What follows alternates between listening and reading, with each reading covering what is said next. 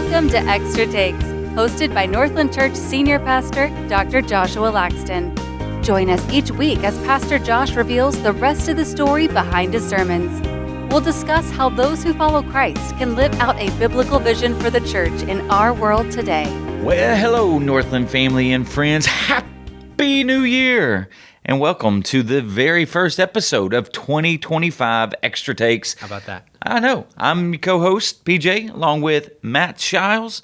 And wow, Happy New Year. Happy New Year. But we're actually recording this in 2024. Why do you have to say that? Well, just because people, I don't want to. Magic. I don't want to. We're not working on New Year's Day. We're not, yeah.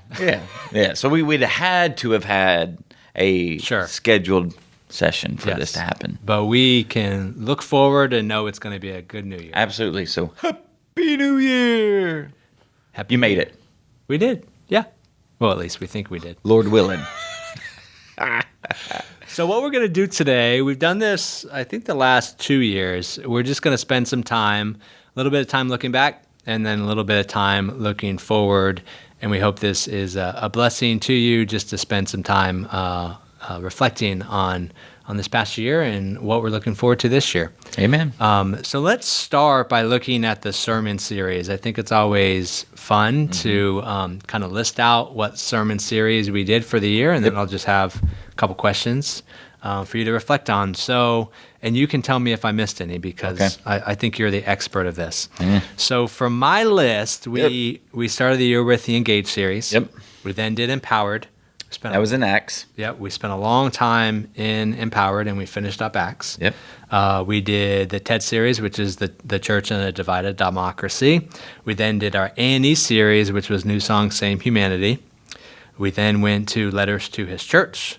We did Words of One Be Wise, and then we finished with Breaking the Silence. I think you got them all. We had some one-offs in between there, but those were the kind of the big series. So as we reflect on those series and this year, what series stands out to you, and then also what message stands out? I want to get your take on both of those. I don't know. That's a tough question. They all stand out. No, you can't say that. Well, they stand out for different reasons. So the Engage series, the whole idea of the Engage series was to share the 4 C's. Right. And how we engage, how the church is supposed to engage in these actions that participate in God's mission. Wow. And it was the introduction to our church membership. And so we had over 500 people go through. Yep. We have over 400 that are now members at Northland. I mean, so that kind of stands out for that reason. Obviously, the Church in a Divided Democracy, that stands out because it really is. If you want to understand kind of how I, approach understanding the church in the world, and particularly around the element of government, then this is your series. So I think that was a very informative series, just how we, and particularly me as the pastor, wrestle with this important topic. So that one kind of really stands out and was the last message of that series that really put everything together. I would also say definitely the Letters to His Church, huge. I mean, that was the hardest hitting series I probably have ever done in my life. And it surprised you. It did surprise me. It surprised me, just the hard-hitting nature of those 7 letters that Jesus wrote to these individual churches throughout Asia Minor. And you just said it was the hardest series you've ever done? Oh, well, the hardest hitting. Hardest hitting, yeah. It was just like, boom. It was like convicting, It was like Mike Tyson in his youth not fighting Jake Paul. So, I mean... Yeah, every week. It's just every week. I mean, you just being waylaid by the truth. I think we got... But I thought it was good. I mean, I really did. I think it was a turning point from a truth standpoint of going, this is what Jesus calls His church to. And He used all of these local autonomous churches to really make that case. This is what I'm calling, So that one really stood out from just the impact I hope that it really has from a longevity standpoint. Yeah, that was, as we were doing extra takes each week, that was something that stood out to me. First of all, pivoting to that because of your trip, and then every single week getting to talk to you about the hard-hitting nature of it, and then just really unpacking how it was affecting you. And I don't think that always I don't think we always recognize that, how the person that delivers the message is as affected as the receiver, but that is absolutely the case, and we know that's how it was this time. Yep. I think for me, the new song "Same Humanity" Yep. was so very helpful in terms of just practically wrestling with how do we handle current pop songs, and it was funny, around the office we would find ourselves listening to those songs that week. But then just being able to have great conversations with coworkers and family members around those specific lyrics, and then obviously it wasn't just those, SZA and others, but it was so many other artists that are out right now. And then the breaking the silence has been helpful for me to see how you've used passages that are so very familiar, but taken a bit of a different angle on them. Yeah, and this is where I go back to the Scripture is like a diamond, and you can look. It's one diamond, but you can look at it from different perspectives and see different elements of and aspects of its beauty. Sure. Yeah. Without losing the diamond. Yeah. And that's Scripture, and definitely that is the Old Testament pointing to Jesus. So there are various ways that you can look at that same passage without losing its meaning, but see something beautiful as it points to Jesus. And so again, that's one of the things that I love about Christmas time. I love about Easter. This past Easter, we looked at Acts 17, and just how does Acts 17 at Mars Hill, Paul at Mars Hill, explaining the resurrection to a bunch of lost people in a non-worship environment. Right. Just showing that the Easter message is embedded there. And then, even this coming year, we will be in Genesis, and we'll look at Genesis 3:15, of just showing how Easter is embedded in Genesis 3:15 at the end of Genesis 3 as well, with the clothing of Adam and Eve. So I want our church to be well versed in understanding that the narrative part of the death and resurrection of Jesus, and even the narrative part of the birth of Jesus, it's all over Scripture. Yeah. All over Scripture. Yeah. He is the culmination. He is the crescendo of what God is doing throughout redemptive history. Amen. Are there any series that may live on in a book or any other way in the future? This year, no. I'm still working on the Made for Mission and Iron Faith. Now, I do want to turn the TED series, The Church in a Divided Democracy. Actually, a lot of my dissertation, almost it'd be a decade ago. So I graduated in 2015. How about that? So my dissertation about how the church engages the North American landscape, a lot of that was taken, at least a foundation of it was taken from my dissertation. So I at some point want to put that in a book. Okay. But it's not a huge priority right now. Sure. Yeah. So the Iron Faith and also Made for Mission, those are from 2023. Still working on those. Still working on those. Awesome. Yeah. So how do you typically, something that I've learned from you over the last couple of years is you spend time both personally and then also in different groups of processing, different things that happen. So how do you typically process a whole year's worth of sermons as you're looking back on the year? Like, how do I at the end of the year? How do I process all of what was happening? I process it. Do you do that, or do you kind of do it one at a time? In some sense, I process it prior to me doing it, because that's where I'm spending a lot of time with the Lord and going, okay, where are we going this year? Yeah. And the Empowered series was easy because, and that's one of the things that I love doing. I love going through a book.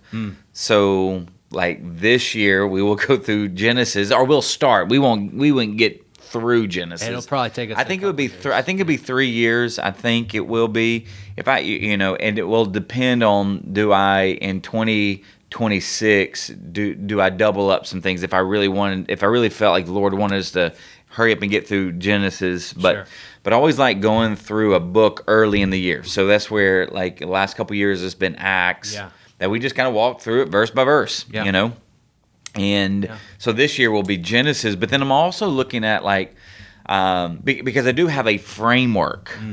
So the very first of the year we do a vision series, which is the reason why I'm wearing, even though it's a Santa shirt, a Christmas shirt, I believe though will be our theme for 2025. So we're going to I'm going to really challenge us. Will we believe God for greater things and greater days? Like, so I really feel like, 2025, we're going to see really, hopefully, some kind of movement to a larger vision that God is calling us to. So that's where, like, are we going to believe God for greater days and greater things? And then we go through a book. Then we get to our summer, and we do what I call our cultural engagement series. So it's our TED series, theological educational discourses, and then our A&E, arts and entertainment. And so I'm always looking, this is where I'm processing it early on and going, okay, well, what's current, or fairly current, even in the last couple of years, that people are asking or wrestling with. And so that's where I'm processing it. So this coming year, so obviously this past year, we got an election coming up. I'm still relatively new to Northland. Let me share kind of how we wrestle theologically, missiologically with our engagement in the cultural realm, particularly in politics. So that one was easy. And then Taylor Swift is this huge, icon these days. She had kind of come out with her new Dead Poets Society or something like that album. And I actually wanted to do it all on that, but I'm like, let's not do that. And so we shifted, but with her being the last one. So that's where I wrestled with that. And this coming year, technology and particularly AI is huge. It's just huge. Like generative, I'm learning all. And so here's the thing, it's how I process it. So that's a big thing. I know I want to do it. So I'm actually reading a significant amount on it now and listening to a lot of different podcasts and lectures and all of that. So I'm already prepping for it now of what's going to happen in June. And then I'm processing, the A&E series. Inside Out, came out years ago, but then the second one, Inside Out, came out just I think 2 years ago or over a year ago. And I wanted to basically do something where we could somewhat combine children and adults together. And so that's kind of let's do a little bit different this year because it's one and so what I want us to look at there is how do you bring your emotions under the rule and reign of God? There's a lot there because they're talking about we can control our emotions and sure it's called EQ where you can grow in controlling your emotions apart from the spirit of God. But I actually want us to kind of look at Disney and what they put out with Inside Out 1 and 2, really through the lens of Scripture. How does God, call us to manage and control our emotions? So that's where I wanted us to look there, and then, again, processing. I like taking some kind of Christian living theme, whether it's marriage, family. This particular, this past year was Christian living, like through the church, and it really did kind of lend itself to that because of the trip that we took early on in that year.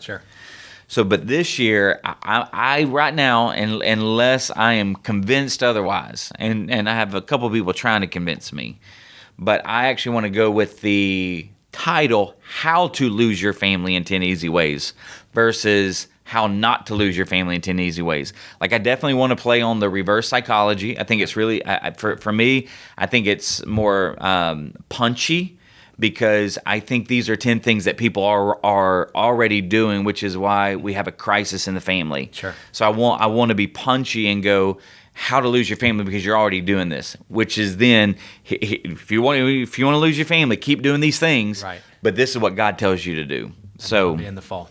Yeah. And that'd be a 10-week series in the fall. So so that's how I process it really on the front end. Sure. I guess more of the processing is when it's happening, and the feedback that I'm receiving. Sure. And so I can always hear from people like, when I think about the TED series, that was very impactful for people. New song, same humanity. That was impactful for a couple others. Like I had multiple people. Like I'm sending Taylor Swift's thing. I've sent it to so you know who it's impacting. Yeah. Which then when you look at all of the ways that these series landed, really our entire church was served. I mean, various demographics. Yeah. And so that actually is the goal of the way I believe that God has helped me to frame out sermon series, is that it's something for everyone in a given year. Now, yes, it's all for the church, and you're all learning, but it does hit differently. Pardon the pun. I think Taylor Swift had hits different. Yeah. But it does. That? I don't even know the words. I just know the title. But it does. It hits different, depending on the demographic or where you are at in your season of life. Sure. Yeah. Like I think the breaking the silence message on purpose was huge. Like I would just steal. It was so meaningful. Yeah. To a lot of people. Yeah. So. Yeah. That's really, really helpful to listen to. So let's look at 2025. Yep. I know you wanted to share a bit about the MAP, the Ministry Action Plan. Yeah. So I'll let you take it away and just share a bit about what we're looking towards.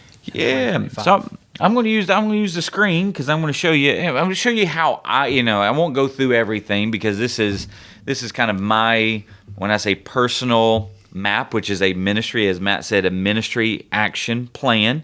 Now we have all of the staff, senior execs, directors, and even some underneath directors. They write their own ministry action plan in their particular department, division, or arm. Yeah. And so I set, so I go through this exercise in some sense first, and I work with the execs and the senior execs to kind of make sure that we're all on the same page. Yeah.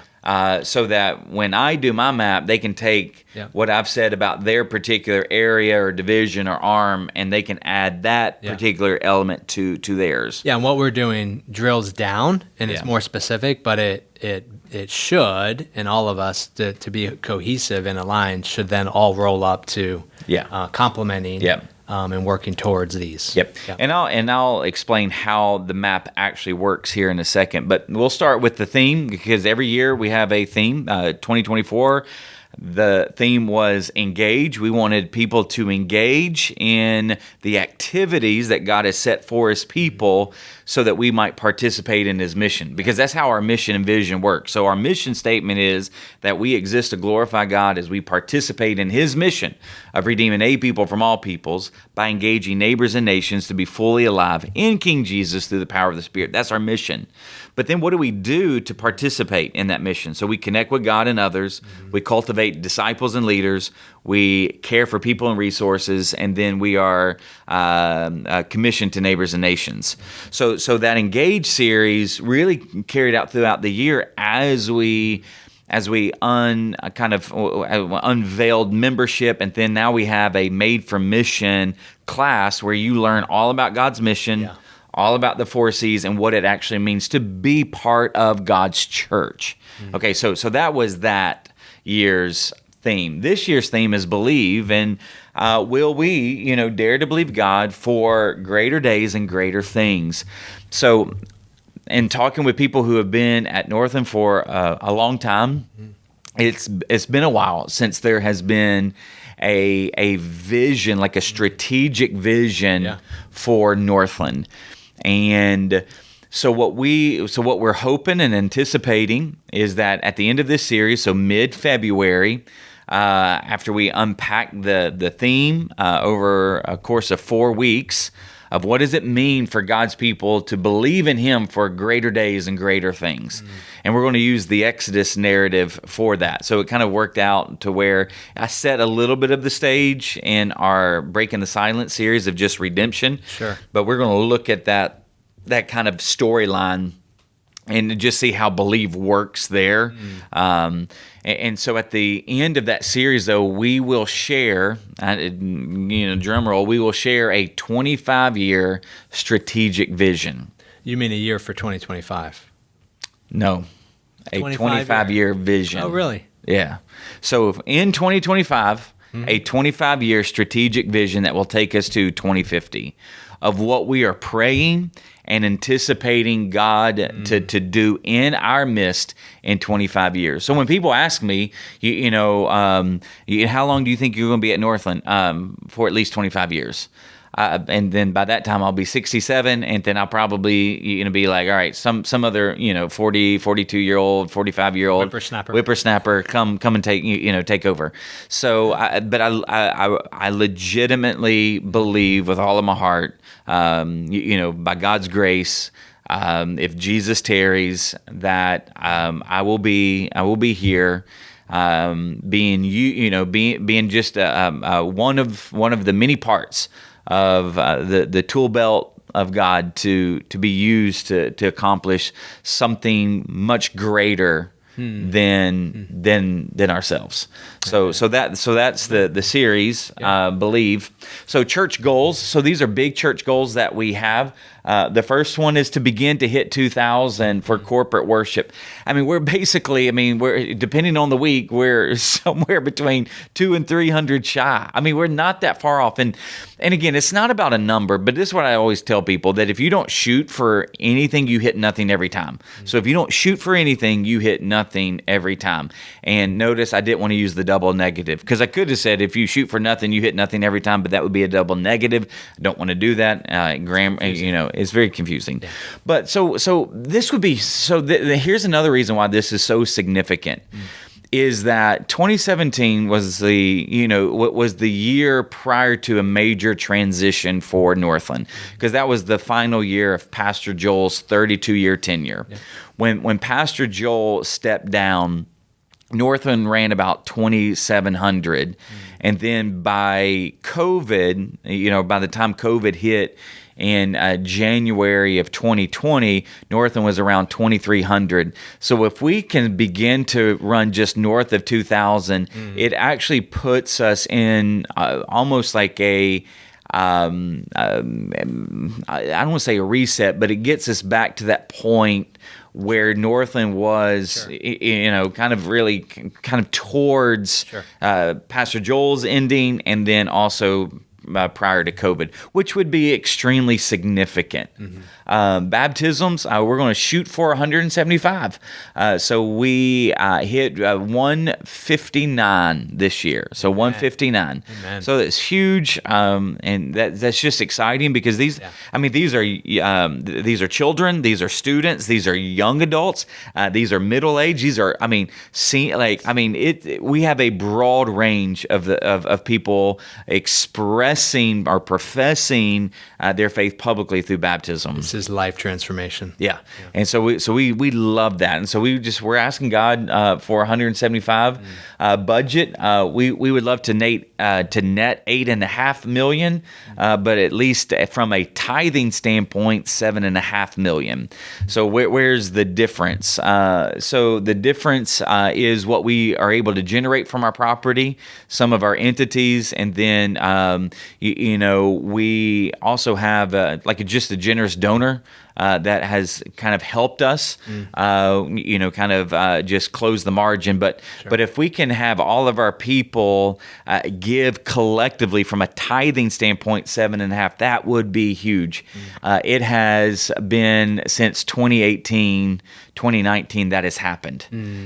Where the church from a tithing capacity has given. Now our total giving capacity, and that's why so even to that 8.5, number. Our total giving capacity is past 7.5. Like, because we had Above and Beyond the prior year of Above and Beyond. We had Raise the Roof.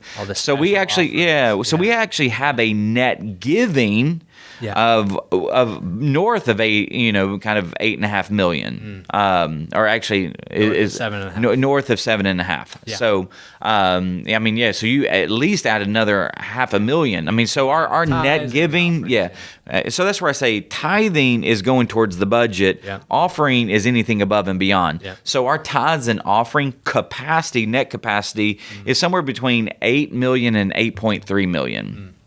So, which is, again, significant for our size church. Then we would like to increase engagement in life groups. So we would move from 33% engagement to 40%. So right now we have about 33% of our weekend average attendance involved in life groups.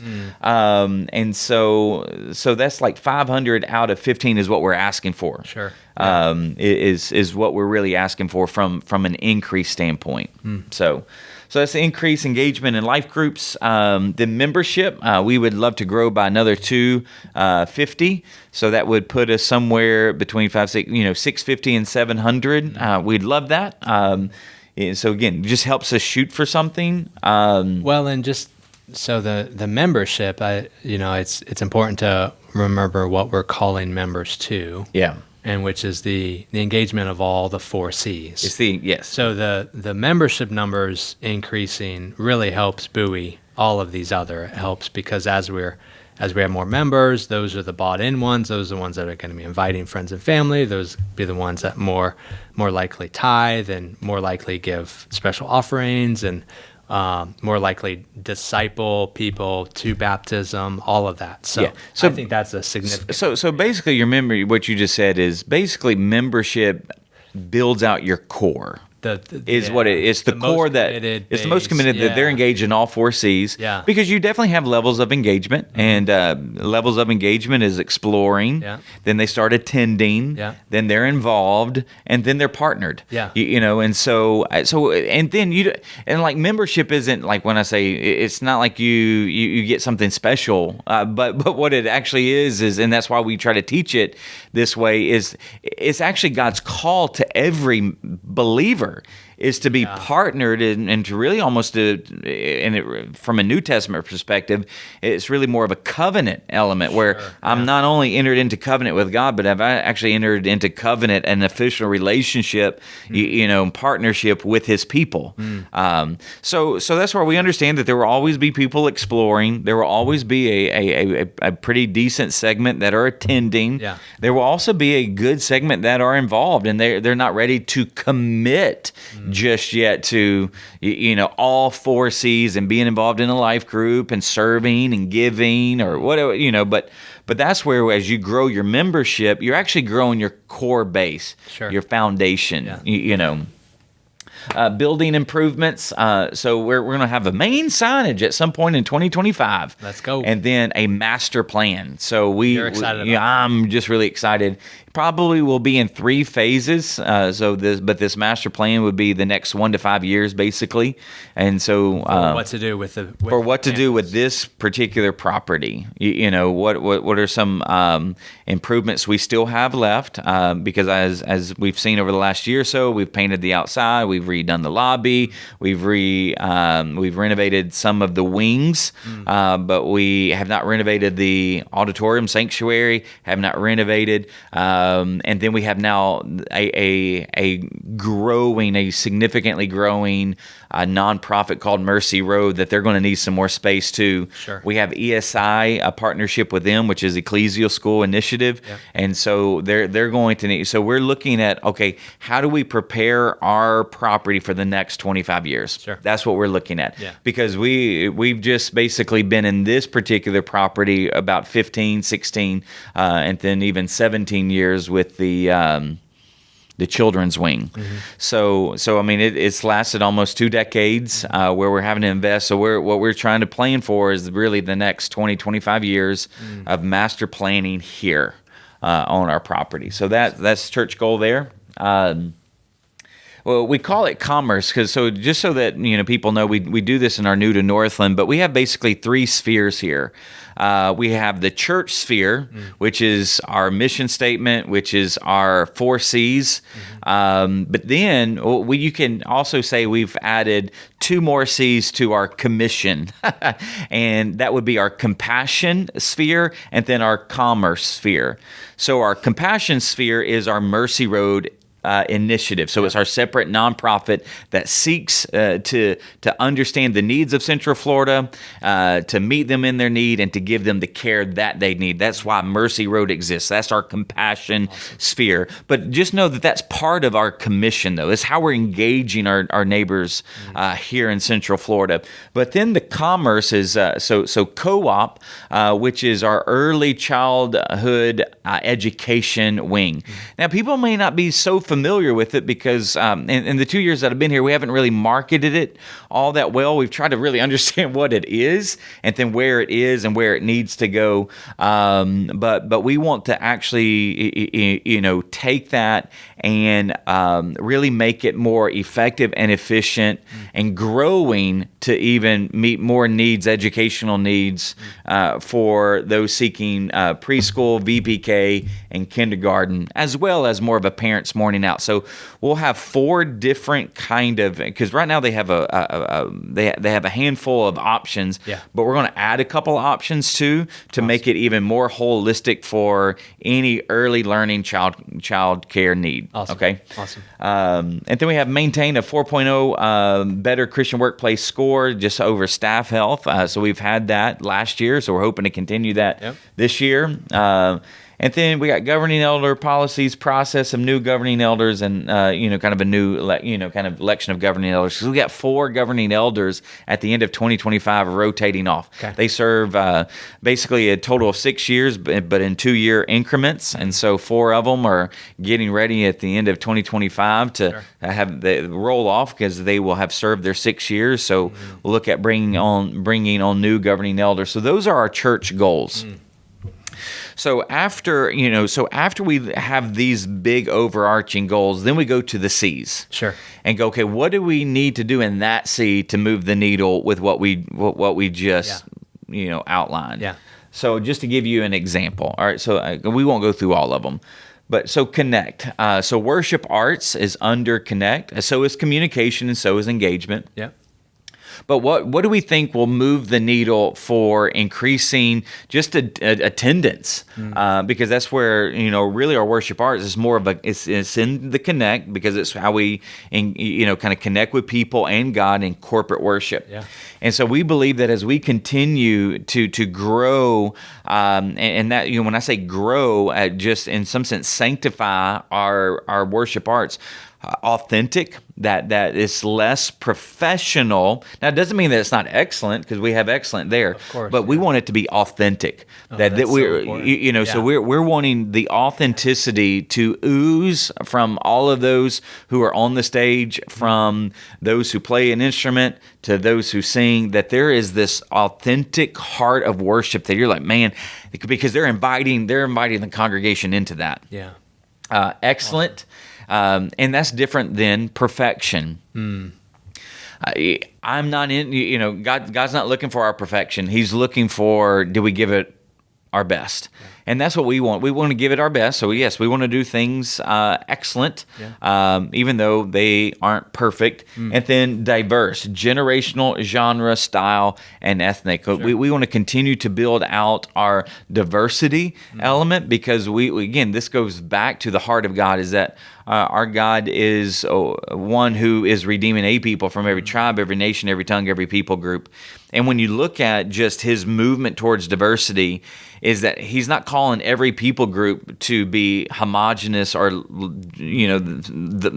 in some sense, like one another. Sure. It's diversity in not only ethnicity, but when you look at the diversity in ethnicity, that's also going to be a diversity in genre. And so what we want to do is just be able to grow in that and to offer a wide kind of range throughout the year. Not, again, every week. I mean, we don't want people to get dizzy from, constantly, diversifying. But what we want to do is to express a kind of element of diversity to the context that we live in. Wonderful. So that's how those things work. And again, we have things for this shows you engagement. This shows you the series for the year. Believe, Genesis, and I talk through all of that. We have some for each of the four. Cultivate, care, commission. Yeah. So I'll kind of end this with cultivate, because we have something that's happening in the fall that we're really, really excited about. Yeah. But we actually, and it's going to coincide with our family series, how to lose your family in 10 easy ways. Yep. So we're going to pilot what we're calling our family ministry. So it would be outside of our corporate worship time. So it would be probably in an evening, and we're trying to decide what evening that will be. But the family ministry portion would be a joint corporate kind of worship gathering for the families. So they worship together. We have a quick little devotional thought, and then you will have your option of what workshop to go to. So it could be a workshop on tech and teenagers. It will be it could be a workshop on team building among the family. But a host of workshops depending on your season of life. Whether you have young children who are preschool, maybe you have children who are elementary, or maybe you have children that are elementary, middle, and high school. What do I do with my teenager and sexuality? So we're going to pilot for 10 weeks. A family ministry, and if it goes well, which we're believing that it's going to go well, because it's going to scratch a major itch for families. Then what we would then do is that each semester we would do a family ministry just like that for 5 to 10 weeks. So in the spring semester, then in the fall semester. I'm really excited about that. Yeah. And then if those things grow and they become what we really believe and envision for them to come, like even throughout the year, we might then begin to do family retreats, family camps, and so forth. Sure. But see, again, that's also part of the strategic vision of what we would love to see over the next couple of decades. So wonderful. Great summary and great overview. Hopefully that was helpful for you, just to see a bit of what we're thinking about and what we're believing God for in 2025. And I can't wait for middle of February for the 25 years to be revealed. Yeah, and don't be thinking, oh, he's going to give us a lot of specifics. No. It's going to be pretty because high level. Again, it's going to be very high level, but 3 points? 3? Well, it won't be 3 points. It'd be one. It'd be like one number. One number. It's one number. That's right. Okay. It's just one number of what we're going to go after, but in 4 different ways. Okay. So I really cannot. That's too much. You can't share anymore. Yeah, I can't share anymore. Yeah. Well, so Northland family and friends, we are deeply grateful for you and how many of you encourage us week in and week out of how much Extra Takes means to you and how it is part of your discipleship journey of where you learn more, you grow more. And so hopefully this gives you a little bit more backdrop into just how we put an emphasis on each year, that we really are committed to shooting at something every year and being very strategic about that. But then also the vision that God's put in our hearts, that we really believe, because that's what this year is all about, believing God for greater days and greater things, and you're part of that, and we're grateful. So Happy New Year. Happy New Year. Blessings. Thanks for listening to Extra Takes. Be sure to follow us on Spotify and Apple Podcasts so you won't miss a single episode.